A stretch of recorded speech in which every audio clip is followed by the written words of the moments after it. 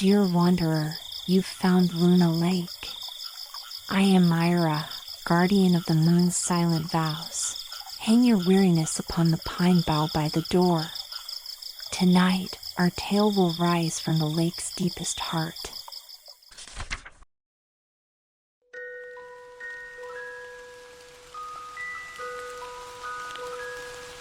The False Collar. There was once a fine gentleman, all of whose movables were a boot jack and a hair comb, but he had the finest false collars in the world, and it is about one of these collars that we are now to hear a story. It was so old that it began to think of marriage, and it happened that it came to be washed in company with a garter. "Nay," said the collar, "I never did see anything so slender and so fine, so soft and so neat. May I not ask your name?" "That I shall not tell you," said the garter. "Where do you live?" asked the collar. But the garter was so bashful, so modest, and thought it was a strange question to answer. "You are certainly a girdle," said the collar, "that is to say an inside girdle. I see well that you are both for use and ornament, my dear young lady." "I will thank you not to speak to me," said the garter. "I think I have not given the least occasion for it." "Yes. When one is as handsome as you," said the collar, "that is occasion enough." "Don't come so near me, I beg of you," said the garter. "You look so much like those men folks." "I am also a fine gentleman," said the collar. "I have a boot jack and a hair comb." But that was not true, for it was his master who had them, but he boasted. "Don't come so near me," said the garter, "I am not accustomed to it." "Prude," exclaimed the collar, and then it was taken out of the washing tub. It was starched, hung over the back of a chair in the sunshine, and was then laid on the ironing blanket. Then came the warm box iron. "Dear lady," said the collar, "dear widow lady, I feel quite hot. I am quite changed. I begin to unfold myself. You will burn a hole in me. Oh, I offer you my hand." "Rag," said the box iron, and went proudly over the collar, for she fancied she was a steam engine that would go on the railroad and draw the wagons. "Rag," said the box iron. The collar was a little jagged at the edge, and so came the long scissors to cut off the jagged part. "Oh," said the collar, "you are certainly the first opera dancer. How well you can stretch your legs out. It is the most graceful performance I have ever seen. No one can imitate you." "I know it," said the scissors.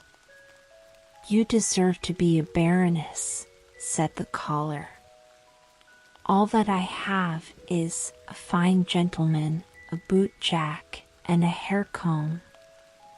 If I only had the barony." "Do you seek my hand?" said the scissors, for she was angry, and without more ado, she cut him, and then he was condemned. "I shall now be obliged to ask the hair comb." "It is surprising how well you preserve your teeth, miss," said the collar. "Have you never thought of being betrothed?" "Yes, of course." "You may be sure of that," said the hair comb. "I am betrothed to the boot jack." "Betrothed," exclaimed the collar. Now there was no other to court, and so he despised it. A long time passed away, then the collar came into the rag chest at the paper mill. There was a large company of rags, the fine by themselves, and the coarse by themselves, just as it should be. They all had much to say, but the collar the most, for he was a real boaster. "I have had such an immense number of sweethearts," said the collar. "I could not be in peace. It is true, I was always a fine starched-up gentleman. I had both a boot-jack and a hair comb, which I never used. You should have seen me then, you should have seen me when I lay down. I shall never forget my first LOV. She was a girdle, so fine, so soft, and so charming. She threw herself into a tub of water for my sake. There was also a widow, who became glowing hot, but I left her standing till she got black again. There was also the first opera dancer. She gave me that cut which I now go with. She was so ferocious. My own hair comb was in love with me. She lost all her teeth from the heartache. Yes, I have lived to see much of that sort of thing, but I am extremely sorry for the garter, I mean the girdle that went into the water tub. I have much on my conscience. I want to become white paper." And it became so. All the rags were turned into white paper, but the collar came to be just this very piece of white paper we here see, and on which the story is printed, and that was because it boasted so terribly afterwards of what had never happened to it. It would be well for us to beware, that we may not act in a similar manner, for we can never know if we may not, in the course of time, also come into the rag chest, and be made into white paper, and then have our whole life's history printed on it, even the most secret, and be obliged to run about and tell it ourselves, just like this collar. The Happy Family. Really, the largest green leaf in this country is a dock leaf. If one holds it before one, it is like a whole apron, and if one holds it over one's head in rainy weather, it is almost as good as an umbrella, for it is so immensely large. The burdock never grows alone, but where there grows one there always grow several. It is a great delight, and all this delightfulness is snails' food. The great white snails which persons of quality in former times made for cassis of, ate, and said, "Hem, hem." How delicious, for they thought it tasted so delicate, lived on dock leaves, and therefore burdock seeds were sown.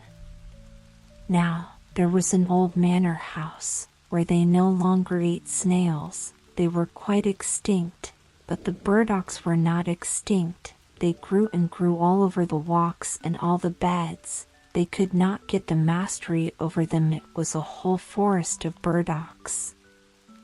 Here and there stood an apple and a plum tree, or else one never would have thought that it was a garden. All was burdocks, and there lived the two last venerable old snails.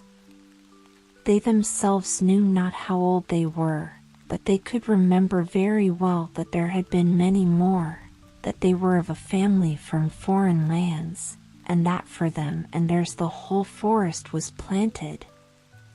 They had never been outside it, but they knew that there was still something more in the world, which was called the manor house, and that there they were boiled, and then they became black, and were then placed on a silver dish, but what happened further they knew not, or, in fact, what it was to be boiled, and to lie on a silver dish, they could not possibly imagine, but it was said to be delightful, and particularly genteel.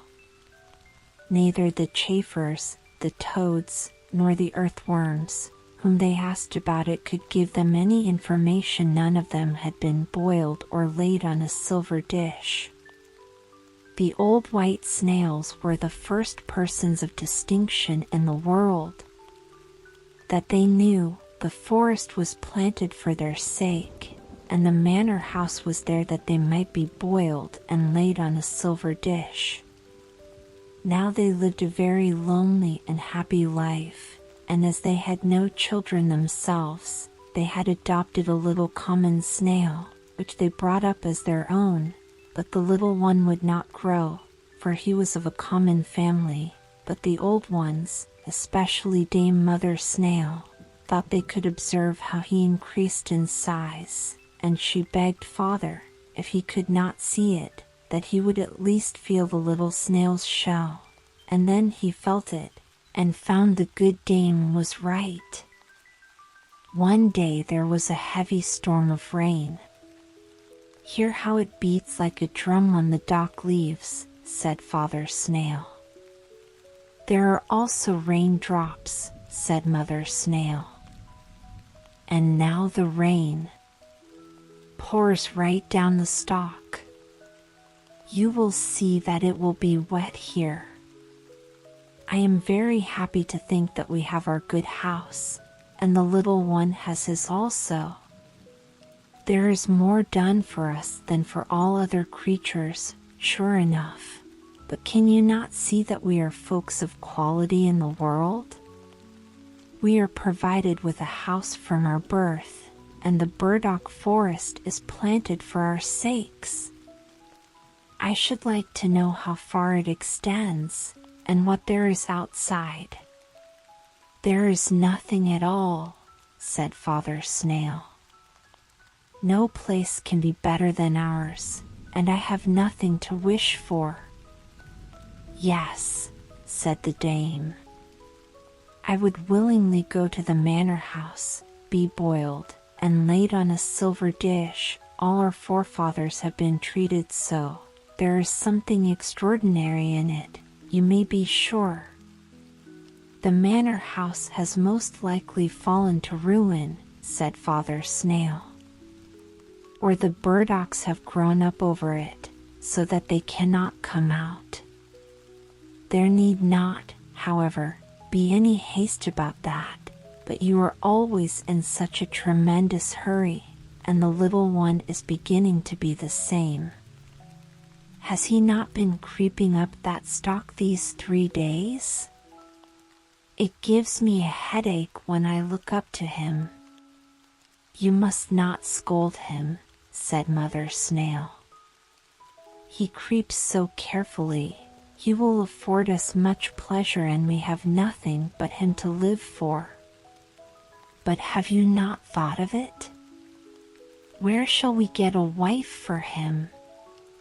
Do you not think that there are some of our species at a great distance in the interior of the burdock forest? Black snails, I dare say, there are enough of," said the old one. "Black snails without a house, but they are so common, and so conceited. But we might give the ants a commission to look out for us. They run to and fro as if they had something to do, and they certainly know of a wife for our little snail." "I know one, sure enough, the most charming one," said one of the ants. "But I am afraid we shall hardly succeed, for she is a queen." "That is nothing," said the old folks. "Has she a house?" "She has a palace," said the ant. "The finest ant's palace, with 700 passages." "I thank you," said Mother Snail. "Our son shall not go into an ant hill. If you know nothing better than that, we shall give the commission to the white gnats. They fly far and wide, in rain and sunshine. They know the whole forest here, both within and without." "We have a wife for him," said the gnats. "At 100 human paces from here there sits a little snail in her house, on a gooseberry bush. She is quite lonely, and old enough to be married. It is only 100 human paces. Well, then, let her come to him, said the old ones. He has a whole forest of burdocks, she has only a bush. And so they went and fetched little Miss Snail. It was a whole week before she arrived, but therein was just the very best of it, for one could thus see that she was of the same species. And then the marriage was celebrated. 6 earthworms shone as well as they could. In other respects the whole went off very quietly, for the old folks could not bear noise and merriment, but old Dame Snail made a brilliant speech. Father Snail could not speak, he was too much affected, and so they gave them as a dowry and inheritance the whole forest of burdocks, and said what they had always said, that it was the best in the world, and if they lived honestly and decently, and increased and multiplied, they and their children would once in the course of time come to the manor house, be boiled black, and laid on silver dishes. After this speech was made, the old ones crept into their shells, and never more came out. They slept, the young couple governed in the forest, and had a numerous progeny, but they were never boiled, and never came on the silver dishes, so from this they concluded that the manor house had fallen to ruins, and that all the men in the world were extinct, and as no one contradicted them, so, of course it was so. And the rain beat on the dock leaves to make drum music for their sake, and the sun shone in order to give the burdock forest a color for their sakes, and they were very happy, and the whole family was happy, for they, indeed, were so. The shadow. It is in the hot lands that the sun burns, sure enough. There the people become quite a mahogany brown, and in the hottest lands they are burnt to negroes. But now it was only to the hot lands that a learned man had come from the cold. There he thought that he could run about just as when at home, but he soon found out his mistake. He, and all sensible folks, were obliged to stay within doors. The window shutters and doors were closed the whole day. It looked as if the whole house slept, or there was no one at home. The narrow street with the high houses was built so that the sunshine must fall there from morning till evening. It was really not to be borne. The learned man from the cold lands, he was a young man, and seemed to be a clever man, sat in a glowing oven. It took effect on him. He became quite meager, even his shadow shrunk in, for the sun had also an effect on it. It was first towards evening, when the sun was down, that they began to freshen up again. In the warm lands every window has a balcony, and the people came out on all the balconies in the street, for one must have air, even if one be accustomed to be mahogany. It was lively both up and down the street. Tailors and shoemakers and all the folks moved out into the street. Chairs and tables were brought forth, and candles burnt, yes, above 1,000 lights were burning, and the one talked and the other sung, and people walked in, church bells rang, and asses went along with a dingle dingle dong, for they too had bells on. The street boys were screaming and hooting, and shouting and shooting, with devils and detonating balls, and there came corpse bearers and hood wearers, for there were funerals with psalm and hymn, and then the din of carriages driving and company arriving. Yes, it was, in truth, lively enough down in the street. Only in that single house, which stood opposite that in which the learned foreigner lived, it was quite still, and yet someone lived there, for there stood flowers in the balcony. They grew so well in the sun's heat. and that they could not do unless they were watered, and someone must water them. There must be somebody there. The door opposite was also open late in the evening, but it was dark within, at least in the front room. Further in there was heard the sound of music. The learned foreigner thought it quite marvelous, but now it might be that he only imagined it, for he found everything marvelous out there, in the warm lands, if there had only been no sun. The stranger's landlord said that he didn't know who had taken the house opposite. One saw no person about, and as to the music, it appeared to him to be extremely tiresome. It is as if someone sat there and practiced a piece that he could not master, always the same piece. I shall master it, says he, but yet he cannot master it, however long he plays. Asterisk, the word mahogany can be understood in Danish as having two meanings.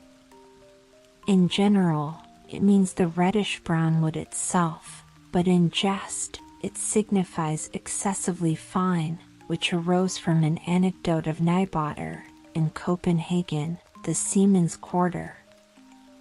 A sailor's wife, who was always proud and fine in her way, came to her neighbor and complained that she had got a splinter in her finger. What of? Asked the neighbor's wife.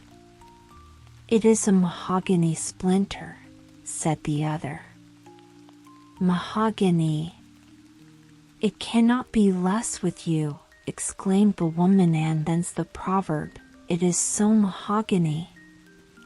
That is, so excessively fine, is derived. One night the stranger awoke. He slept with the doors of the balcony open, the curtain before it was raised by the wind, and he thought that a strange luster came from the opposite neighbor's house. All the flowers shone like flames, in the most beautiful colors, and in the midst of the flowers stood a slender, graceful maiden. It was as if she also shone. The light really hurt his eyes.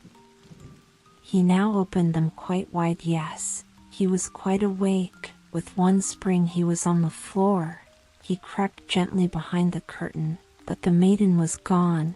The flowers shone no longer, but there they stood, fresh and blooming as ever. The door was ajar, and, far within, the music sounded so soft and delightful, one could really melt away in sweet thoughts from it. Yet it was like a piece of enchantment. And who lived there? Where was the actual entrance? The whole of the ground floor was a row of shops, and their people could not always be running through. One evening the stranger sat out on the balcony. The light burned in the room behind him, and thus it was quite natural that his shadow should fall on his opposite neighbor's wall. Yes, there it sat, directly opposite, between the flowers on the balcony, and when the stranger moved, the shadow also moved, for that it always does. I think my shadow is the only living thing one sees over there, said the learned man. See how nicely it sits between the flowers. The door stands half open. Now the shadow should be cunning, and go into the room, look about, and then come and tell me what it had seen. Come, now. Be useful, and do me a service, said he, in jest. Have the kindness to step in. Now. Art thou going? And then he nodded to the shadow, and the shadow nodded again. Well then, go. But don't stay away. The stranger rose, and his shadow on the opposite neighbor's balcony rose also. The stranger turned round, and the shadow also turned round. Yes. If anyone had paid particular attention to it, they would have seen, quite distinctly, that the shadow went in through the half-open balcony door of their opposite neighbor, just as the stranger went into his own room, and let the long curtain fall down after him. Next morning, the learned man went out to drink coffee and read the newspapers.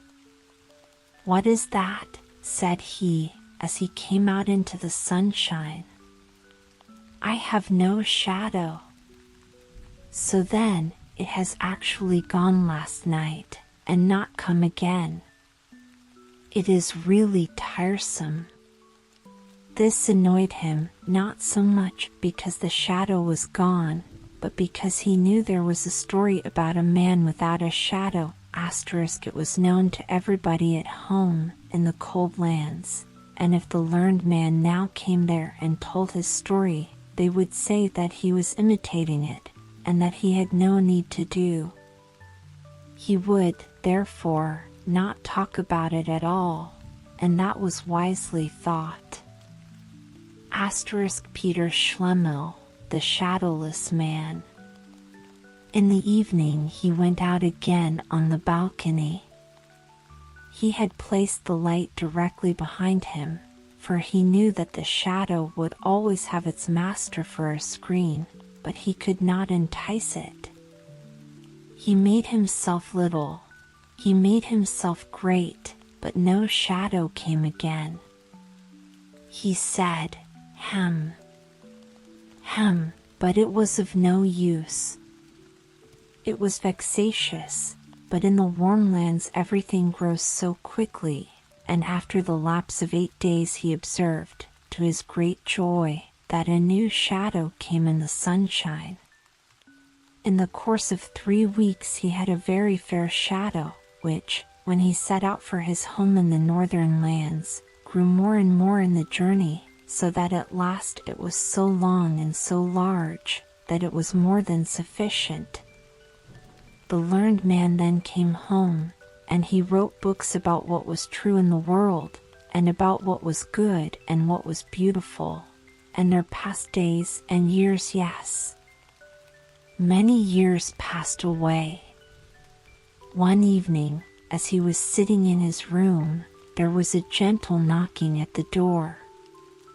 "Come in," said he, but no one came in, so he opened the door, and there stood before him such an extremely lean man, that he felt quite strange. As to the rest, the man was very finely dressed. He must be a gentleman. "Whom have I the honor of speaking?" asked the learned man. "Yes."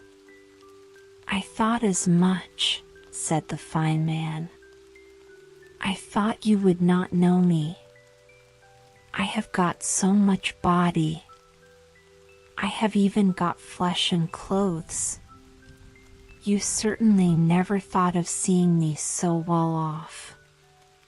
Do you not know your old shadow? You certainly thought I should never more return.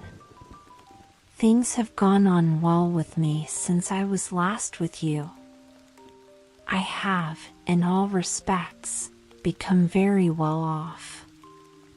Shall I purchase my freedom from service? If so, I can do it." And then he rattled a whole bunch of valuable seals that hung to his watch, and he stuck his hand in the thick gold chain he wore around his neck. Nay, how all his fingers glittered with diamond rings, and then all were pure gems. "Nay, I cannot recover from my surprise," said the learned man. "What is the meaning of all this?" "Something common, is it not?" said the shadow. "But you yourself do not belong to the common order, and I, as you know well, have from a child followed in your footsteps. As soon as you found I was capable to go out alone in the world, I went my own way. I am in the most brilliant circumstances, but there came a sort of desire over me to see you once more before you die. You will die, I suppose?" I also wish to see this land again, for you know we always love our native land. I know you have got another shadow again. Have I anything to pay to it or you? If so, you will oblige me by saying what it is." "Nay, is it really thou?" said the learned man. "It is most remarkable. I never imagined that one's old shadow could come again as a man." "Tell me what I have to pay," said the shadow, "for I don't like to be in any sort of debt." "How canst thou talk so?" said the learned man. "What debt is there to talk about? Make thyself as free as anyone else. I am extremely glad to hear of thy good fortune. Sit down, old friend, and tell me a little how it has gone with thee, and what thou hast seen at our opposite neighbors there in the warm lands." "Yes, I will tell you all about it," said the shadow, and sat down. "But then you must also promise me that, wherever you may meet me, you will never say to anyone here in the town that I have been your shadow. I intend to get betrothed, for I can provide for more than one family." "Be quite at thy ease about that," said the learned man. "I shall not say to anyone who thou actually art. Here is my hand, I promise it, and a man's bond is his word." "A word is a shadow," said the shadow, "and as such it must speak." It was really quite astonishing how much of a man it was.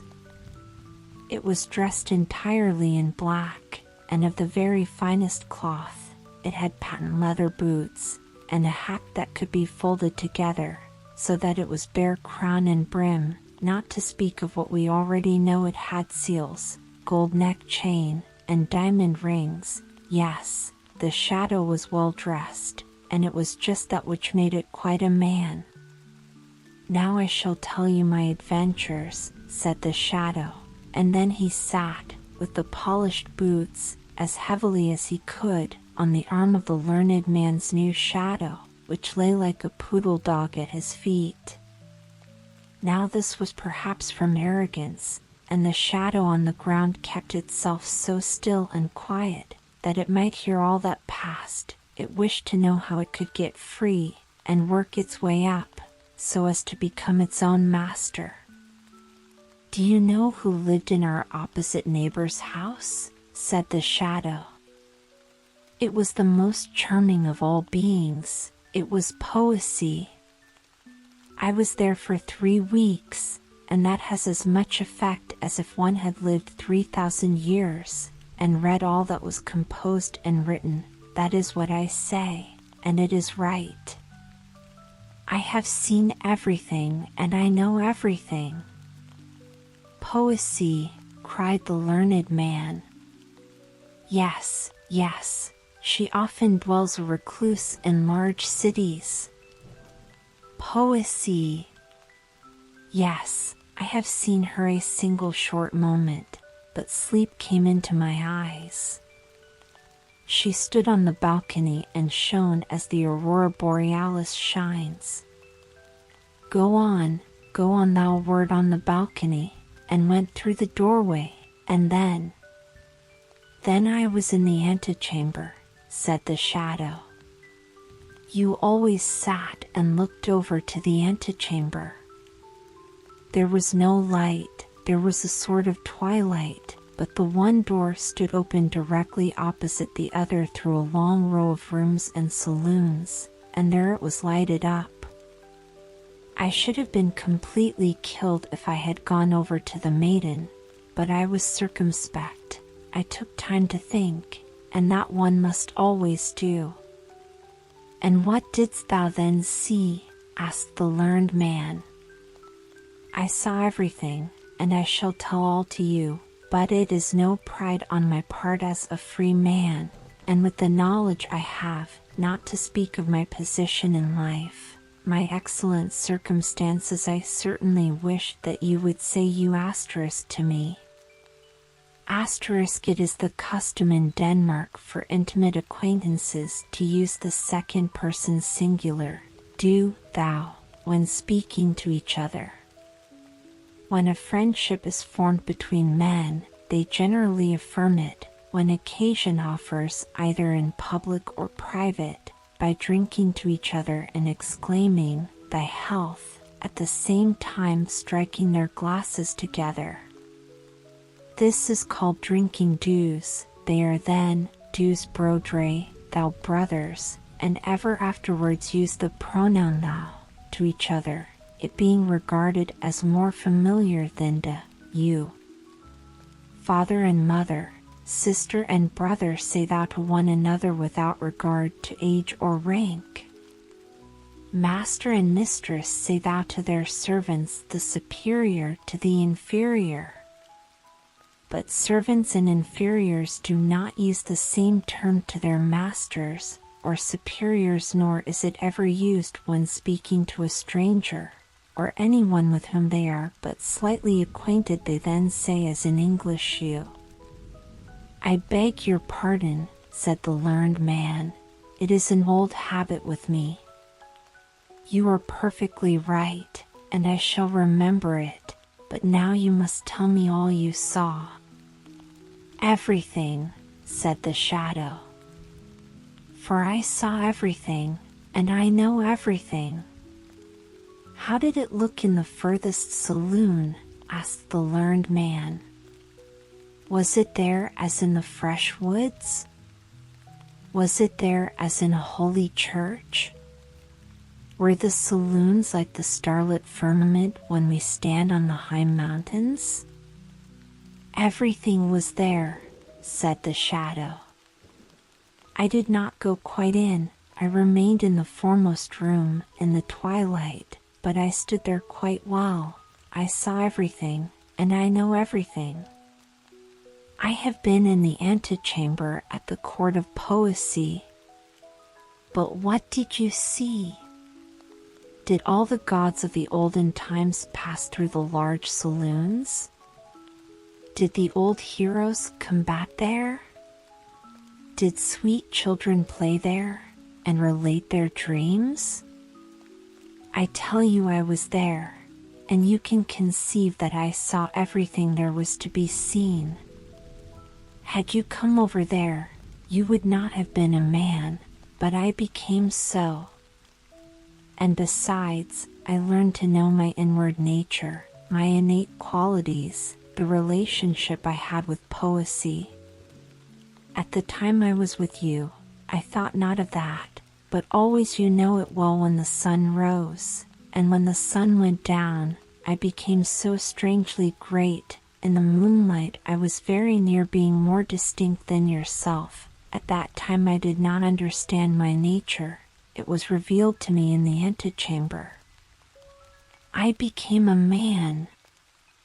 I came out matured, but you were no longer in the warm lands. As a man I was ashamed to go as I did. I was in want of boots, of clothes, of the whole human varnish that makes a man perceptible. I took my way, I tell it to you, but you will not put it in any book. I took my way to the cake woman. I hid myself behind her. The woman didn't think how much she concealed. I went out first in the evening. I ran about the streets in the moonlight. I made myself long up the walls. It tickles the back so delightfully. I ran up and ran down, peeped into the highest windows, into the saloons, and on the roofs. I peeped in where no one could peep, and I saw what no one else saw, what no one else should see. This is, in fact, a base world. I would not be a man if it were not now once accepted and regarded as something to be so. I saw the most unimaginable things with the women, with the men, with parents, and with the sweet, matchless children. I saw, said the shadow, what no human being must know, but what they would also willingly know, what is bad in their neighbor. Had I written a newspaper, it would have been read. But I wrote direct to the persons themselves, and there was consternation in all the towns where I came. They were so afraid of me, and yet they were so excessively fond of me. The professors made a professor of me, the tailors gave me new clothes, I am well furnished, the master of the mint struck new coin for me, and the women said I was so handsome. And so I became the man I am. And I now bid you farewell. Here is my card. I live on the sunny side of the street, and am always at home in rainy weather. And so away went the shadow. That was most extraordinary, said the learned man. Years and days passed away, then the shadow came again. How goes it? Said the shadow. Alas, said the learned man. I write about the true, and the good, and the beautiful, but no one cares to hear such things. I am quite desperate, for I take it so much to heart. But I don't, said the shadow. I become fat, and it is that one wants to become. You do not understand the world. You will become ill by it. You must travel. I shall make a tour this summer. Will you go with me? I should like to have a traveling companion. Will you go with me as shadow? It will be a great pleasure for me to have you with me. I shall pay the traveling expenses. Nay, this is too much, said the learned man. It is just as one takes it, said the shadow. It will do you much good to travel. Will you be my shadow? You shall have everything free on the journey. Nay, that is too bad, said the learned man. But it is just so with the world, said the shadow, and so it will be, and away it went again. The learned man was not at all in the most enviable state. Grief and torment followed him, and what he said about the true, and the good, and the beautiful, was, to most persons, like roses for a cow. He was quite ill at last. You really look like a shadow, said his friends to him, and the learned man trembled, for he thought of it. You must go to a watering place, said the shadow, who came and visited him. There is nothing else for it. I will take you with me for old acquaintance' sake. I will pay the traveling expenses, and you write the descriptions, and if they are a little amusing for me on the way. I will go to a watering place. My beard does not grow out as it ought. That is also a sickness, and one must have a beard. Now you be wise and accept the offer. We shall travel as comrades. And so they traveled. The shadow was master, and the master was the shadow. They drove with each other. They rode and walked together, side by side, before and behind. Just as the sun was, the shadow always took care to keep itself in the master's place. Now the learned man didn't think much about that. He was a very kind-hearted man, and particularly mild and friendly, and so he said one day to the shadow, as we have now become companions, and in this way have grown up together from childhood, shall we not drink thou together? It is more familiar. You are right, said the shadow, who was now the proper master. It is said in a very straightforward and well-meant manner. You, as a learned man, certainly know how strange nature is.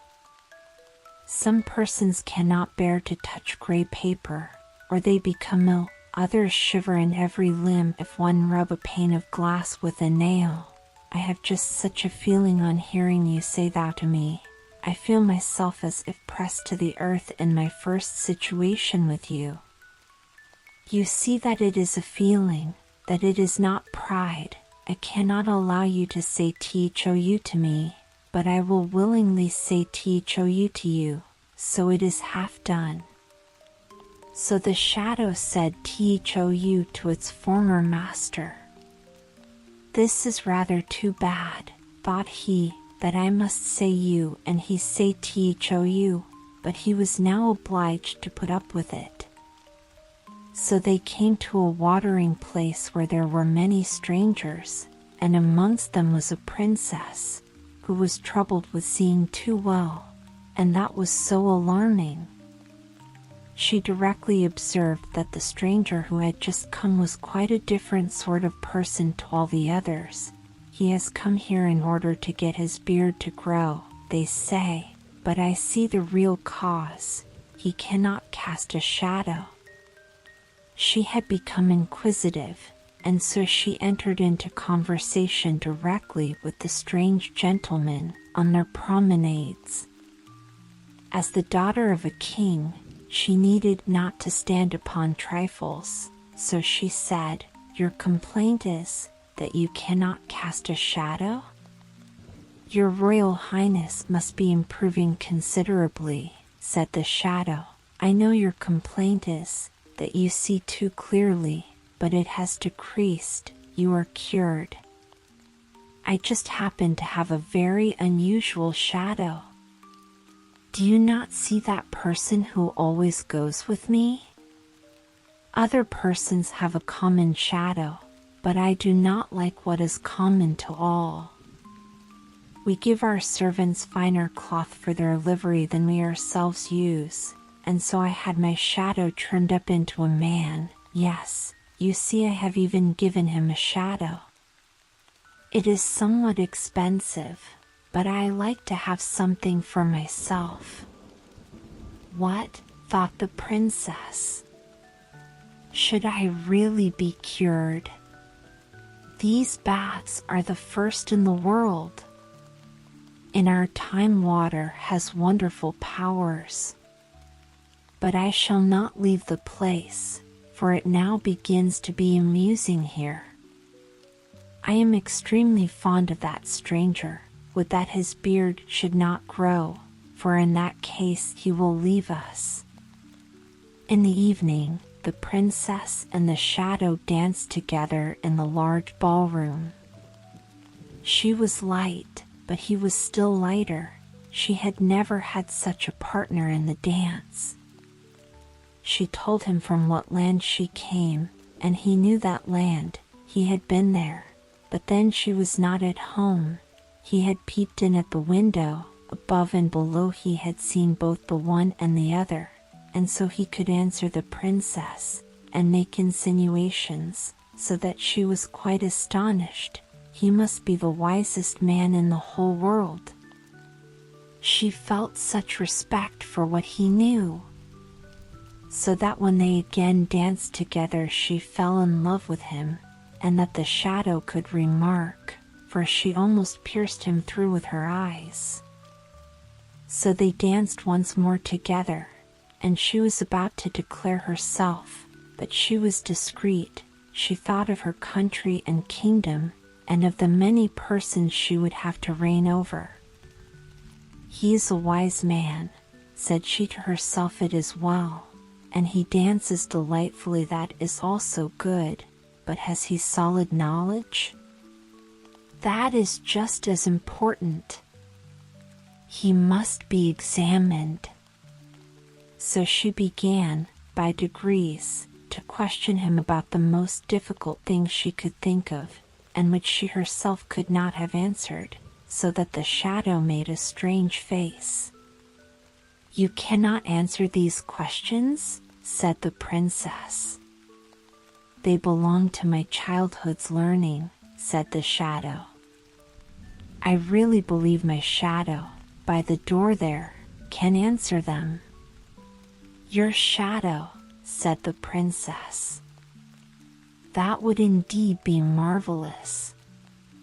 I will not say for a certainty that he can, said the shadow, but I think so. He has now followed me for so many years, and listened to my conversation. I should think it possible. But your Royal Highness will permit me to observe that he is so proud of passing himself off for a man, that when he is to be in a proper humor and he must be so to answer well. He must be treated quite like a man. Oh, I like that, said the princess. So she went to the learned man by the door, and she spoke to him about the sun and the moon, and about persons out of and in the world, and he answered with wisdom and prudence. What a man that must be who has so wise a shadow, thought she. It will be a real blessing to my people and kingdom if I choose him for my consort. I will do it.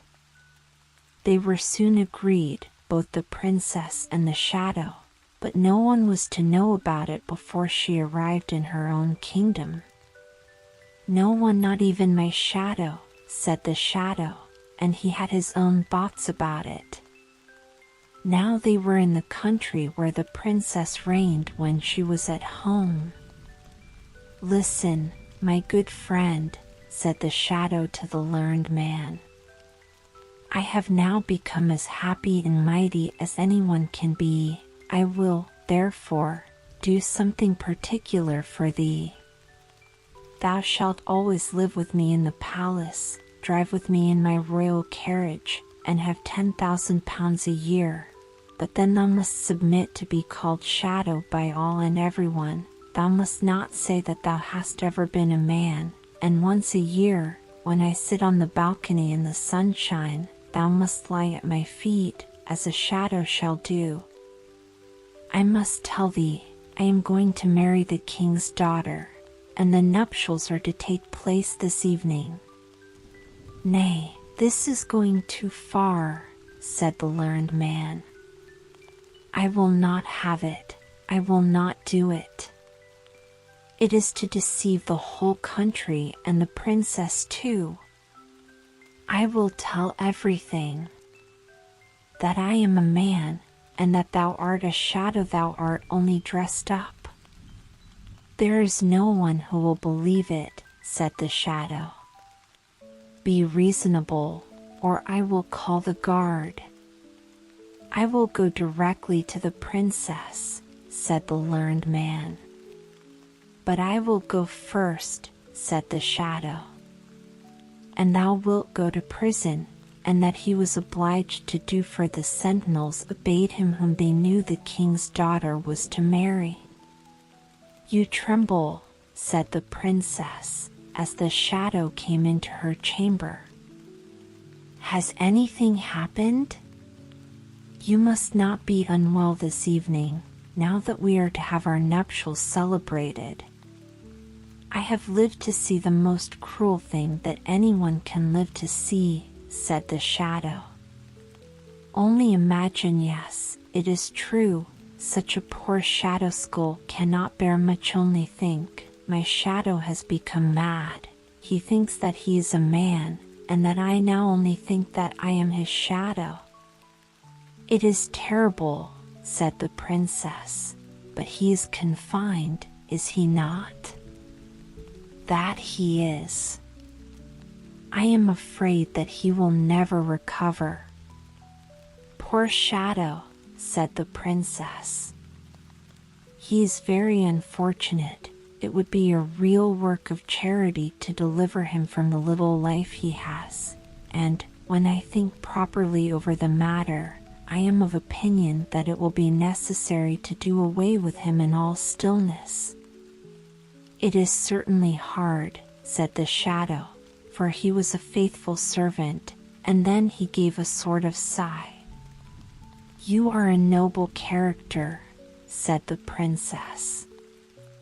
The whole city was illuminated in the evening, and the cannons went off with a bum, bum, and the soldiers presented arms.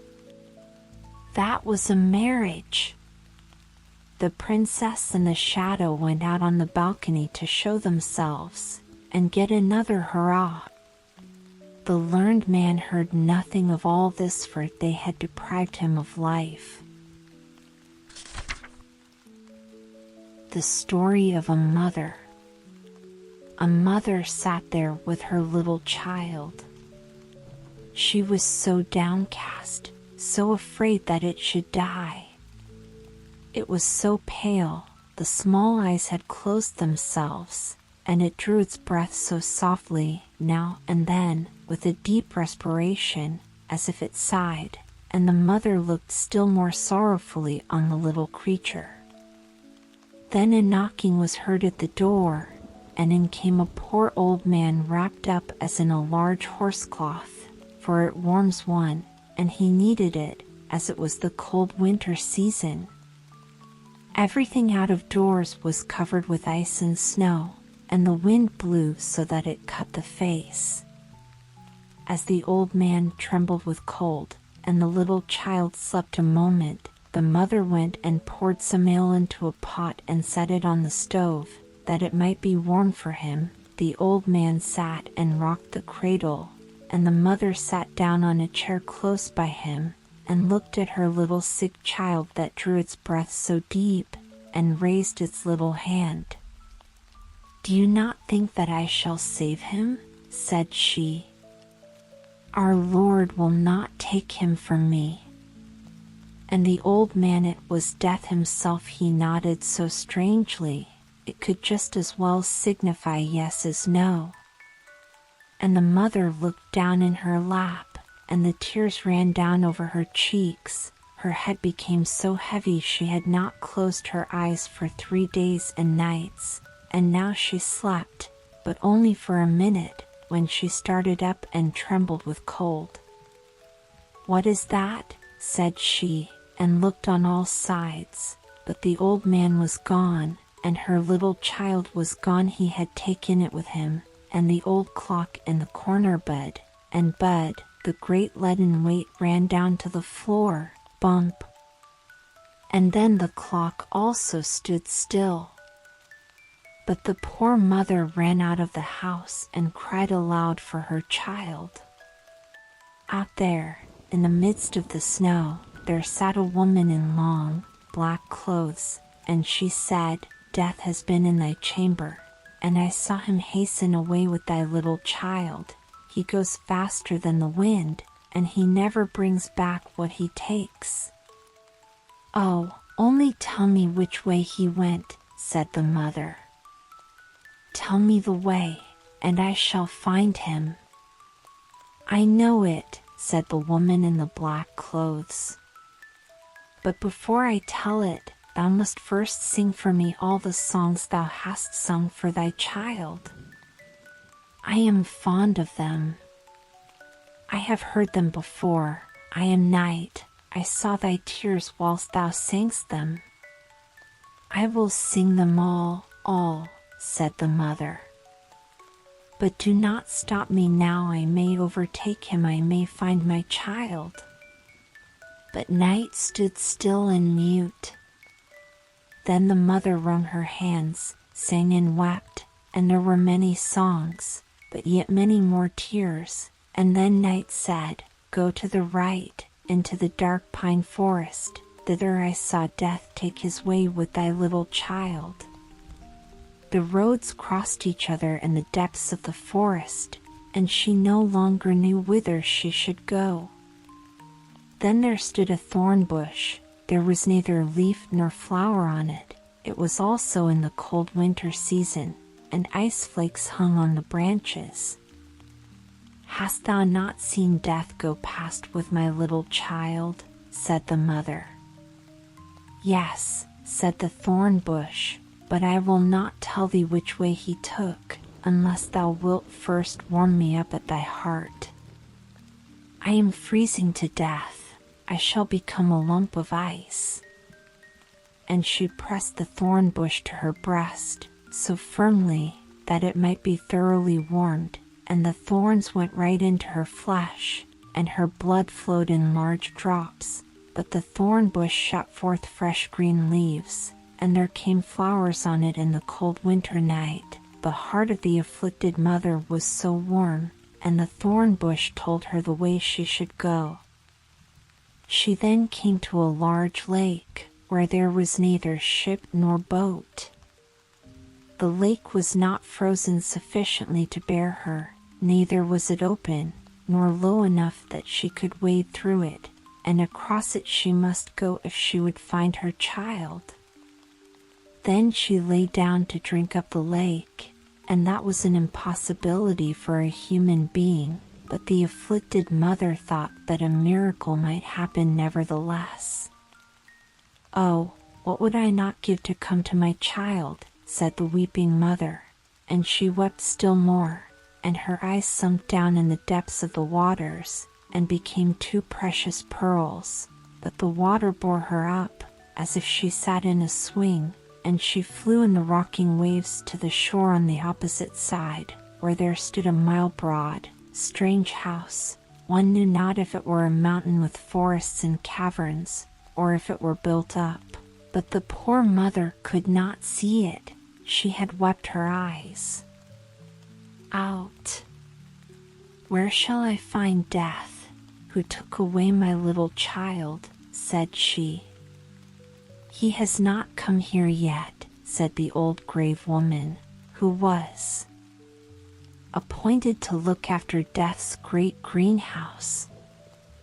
"How have you been able to find the way hither? And who has helped you?"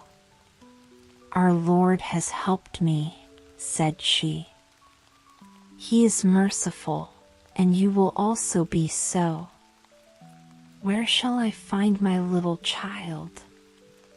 "Nay, I know not," said the woman, "and you cannot see. Many flowers and trees have withered this night. Death will soon come and plant them over again. You certainly know that every person has his or her life's tree or flower. Just as everyone happens to be settled, they look like other plants, that they have pulsations of the heart. Children's hearts can also beat. Go after yours. Perhaps you may know your child's, but what will you give me if I tell you what you shall do more?" "I have nothing to give," said the afflicted mother, "but I will go to the world's end for you." "Nay, I have nothing to do there," said the woman. "But you can give me your long black hair. You know yourself that it is fine, and that I like. You shall have my white hair instead, and that's always something." "Do you demand nothing else?" said she. "That I will gladly give you." And she gave her her fine black hair, and got the old woman's snow-white hair instead. So they went into Death's great greenhouse, where flowers and trees grew strangely into one another. There stood fine hyacinths under glass bells, and there stood strong-stemmed peonies. There grew water plants, some so fresh, others half sick. The water snakes lay down on them, and black crabs pinched their stalks. There stood beautiful palm trees, oaks, and plantains. There stood parsley in flowering time. Every tree and every flower had its name. Each of them was a human life. The human frame still lived, one in China, and another in Greenland, round about in the world. There were large trees in small pots, so that they stood so stunted in growth, and ready to burst the pots. In other places, there was a little dull flower in rich mold, with moss round about it, and it was so petted and nursed. But the distressed mother bent down over all the smallest plants, and heard within them how the human heart beat, and amongst millions she knew her child's. "There it is," cried she, and stretched her hands out over a little blue crocus, that hung quite sickly on one side. "Don't touch the flower," said the old woman, "but place yourself here, and when death comes I expect him every moment. Do not let him pluck the flower up, but threaten him that you will do the same with the others. Then he will be afraid. He is responsible for them to our Lord, and no one dares to pluck them up before he gives leave." All at once an icy cold rushed through the great hall, and the blind mother could feel that it was death that came. "How hast thou been able to find thy way hither?" he asked. "How couldst thou come quicker than I?" "I am a mother," said she. And Death stretched out his long hand towards the fine little flower, but she held her hands fast around his, so tight, and yet afraid that she should touch one of the leaves. Then Death blew on her hands, and she felt that it was colder than the cold wind, and her hands fell down powerless. "Thou canst not do anything against me," said Death. "But our Lord can," said she. "I only do his bidding," said Death. "I am his gardener. I take all his flowers and trees, and plant them out in the great garden of paradise, in the unknown land, but how they grow there, and how it is there I dare not tell thee." "Give me back my child," said the mother, and she wept and prayed.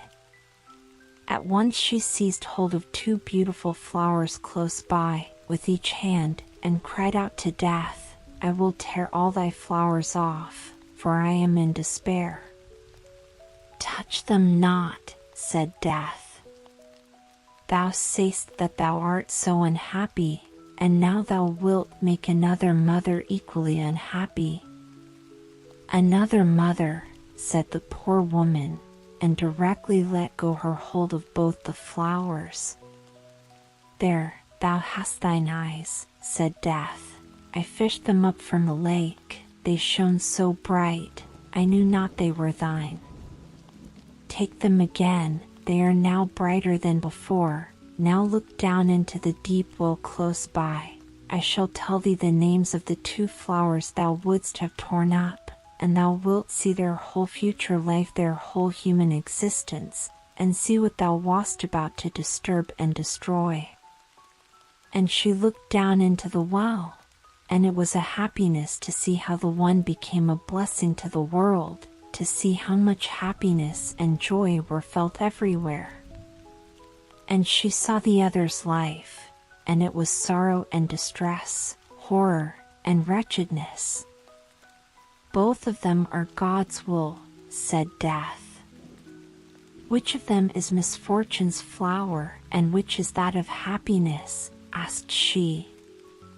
"That I will not tell thee," said Death, "but this thou shalt know from me, that the one flower was thy own child.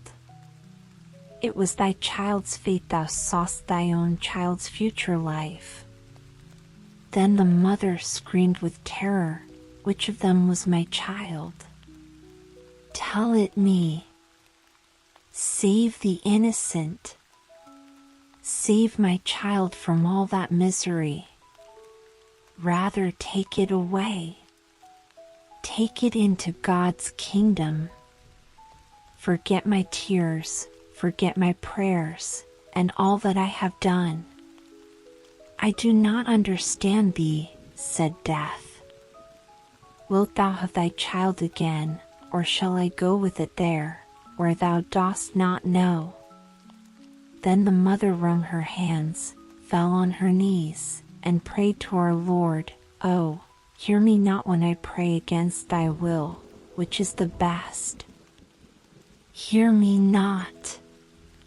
Hear me not." And she bowed her head down in her lap, and Death took her child and went with it into the unknown land.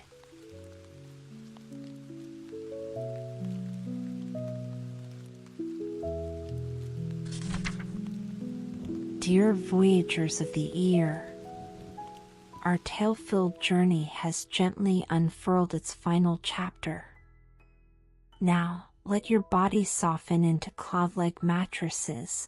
Allow your breath to drift weightlessly into pillows as we set sail upon a thoughtless odyssey of sonic waves. Next, flowing into your senses is brainwave lullaby music. When harmonies bloom, imagine yourself descending into a velvety ocean of starlit skies, each note a sculpted whisper of melatonin. Good night. May you gather 1,000 glowing dream fireflies within the shimmering nets of pi wave frequencies.